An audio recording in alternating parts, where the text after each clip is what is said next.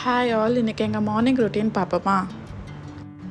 Morning எழுந்திரிச்சு fresh ஆன உடனே நான் பண்ணுற முதல் வேலை மை 13 month ஓல்ட் பேபிக்கு பிரேக்ஃபாஸ்ட் கொடுக்கறது தான். அவரை எப்பயுமே ஹை சேரில் உட்கார வச்சு தான் ஃபீட் பண்ணுவேன்.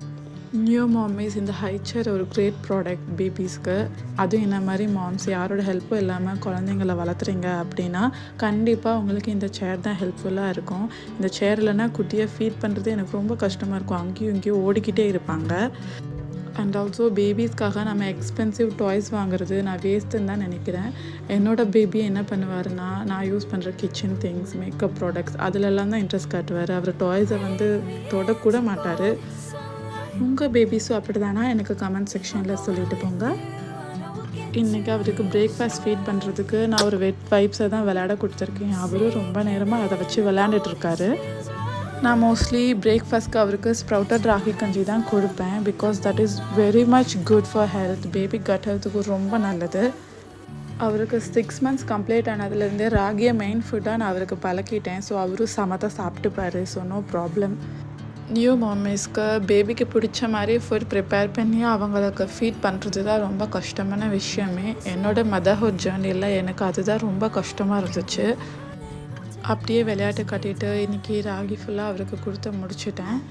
நம்ம பேபிஸோட ஹெல்த்தை நம்ம தான் பார்த்துக்கணும். இன்னுமே சில கிராண்ட் பேரண்ட்ஸ் பிஸ்கெட்ஸு அப்புறம் ஜங்க் ஃபுட்ஸ் எல்லாம் குழந்தைங்க விரும்பி கேட்குறாங்கங்கிறதுக்காக அதை கொடுத்துட்ருக்காங்க. டாட்லர்ஸ்னால் அடம் பிடிக்க தான் செய்வாங்க. ஆனால் நம்ம தான் நம்மளோட குழந்தைங்களுக்கு எது நல்லதுன்னு பார்த்து கொடுக்கணும். நான் என்னோடய பேபிக்கு அடிக்கடி ஃப்ரூட்ஸ், வெஜிடபிள்ஸ், அப்புறம் நட்ஸ், மில்லட்ஸ் அந்த மாதிரி தான் அவன் டயட்டில் நான் ஆட் பண்ணியிருப்பேன். இதெல்லாம் அவனுக்கு பிடிச்ச மாதிரி டேஸ்டியாக செஞ்சு அவனுக்கு ஃபீட் பண்ணுறது கொஞ்சம் கஷ்டம்தான். பட் இருந்தாலும் ஏதாவது விளையாட்டு கட்டிட்டு அவனுக்கு பிடிச்ச திங்ஸை கையில் கொடுத்து விளையாட வச்சுட்டு நான் சாப்பிட வச்சுடுவேன். ராகி பவுல் ஃபுல்லாக அவர் காலி பண்ணிட்டாரு. நெக்ஸ்ட்டு வீடு க்ளீனிங் தான். வீடு பாருங்கள் எப்படி இருக்குன்னு. கிறிஷுவுக்கு ஃபேஸ் வாஷ் பண்ணி விட்டுட்டு ட்ரெஸ் சேஞ்சும் பண்ணி விட்டுட்டேன். அவர் பாட்டுக்கு உட்காந்து சமத்தா ரிமோட்டை வச்சு விளையாட ஆரம்பிச்சிட்டாரு. குழந்தைங்க இருக்க வீடுனாலே கொஞ்சம் மெஸ்ஸியாக தான் இருக்கும். அவங்க டாய்ஸ் அங்கங்கே போட்டுருவாங்க. ஸோ வாங்க இப்போ நம்ம வீட்டை டக்குன்னு க்ளீன் பண்ணிடலாம்.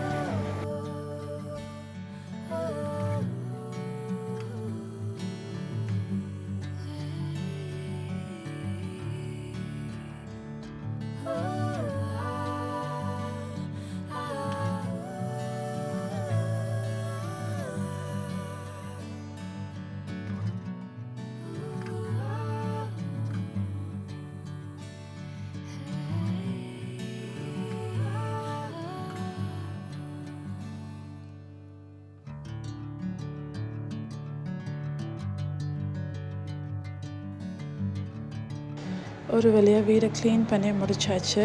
இப்போ பேபியை கொஞ்சம் நேரம் விளையாட விட்டுறலான்னு பெட்டில் கொண்டு போய் விட்டுட்டேன். அவன் எப்பயுமே இந்த பெட்ரேயில் நல்லா ஜாலியாக விளையாடுவான். எல்லாருமே பெட்ரேயில் பேபியோட சேஃப்டிக்காக யூஸ் பண்ணுவோம். பட் எங்கள் வீட்டில் பெட்ரேலுக்கு இப்போ சேஃப்டி தேவைப்படுது. என் பையன் அந்தளவுக்கு அதை போட்டு டார்ச்சர் பண்ணுவான்.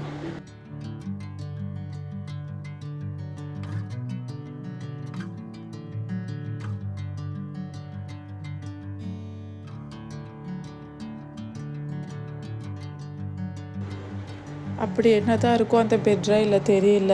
மணிக்கணக்காக உட்காந்து பெட்ரைல் கூட விளையாண்டுட்டு இருப்பான்.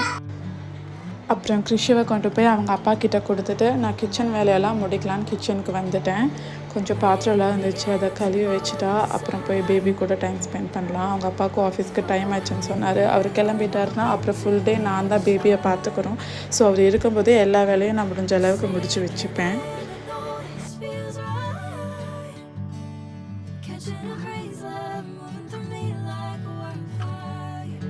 அவங்க அப்பாவை ட்ரெஸ் பண்ணிவிட்டு ஷூஸ் போடுறத அவன் பார்த்துட்டானா அவ்வளோதான். அவங்க அப்பா கூட போயே ஆகணும்னு ரொம்ப ரகலை பண்ணுவான். டெய்லியும் இதே தான் பண்ணுவான். அம்மா கிட்டே என்னை கொடுக்காதீங்க, நீங்களே என்னை வச்சுக்கோங்கப்பா, அந்த மாதிரி தான் இருக்கும் அவனோட ரியாக்ஷன்ஸ் எல்லாமே.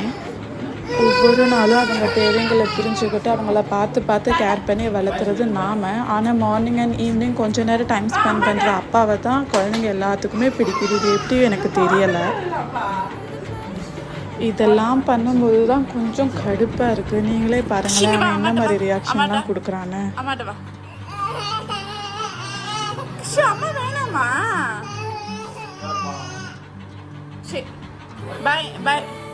போயிட்டு வாங்க. பாய். சரி குட்லு, அம்மா வேணாமா? வா வா குட்லு, அப்பா ஆஃபீஸ் போட்டு வா. ஒரு வழியாக அவங்க அப்பா ஆஃபீஸ்க்கு கிளம்பிட்டாரு. இவனும் செம்மையாக அழுக ஆரம்பிச்சிட்டான். அவனை சமாதானம் பண்ணவே எனக்கு கொஞ்சம் டைம் எடுத்துச்சு. இந்த வீடியோ உங்களுக்கு பிடிச்சிருந்துச்சுன்னா லைக் அண்ட் ஷேர் பண்ணுங்கள். And do not forget to subscribe. Next வீடியோவில் பார்ப்போம். பாய்.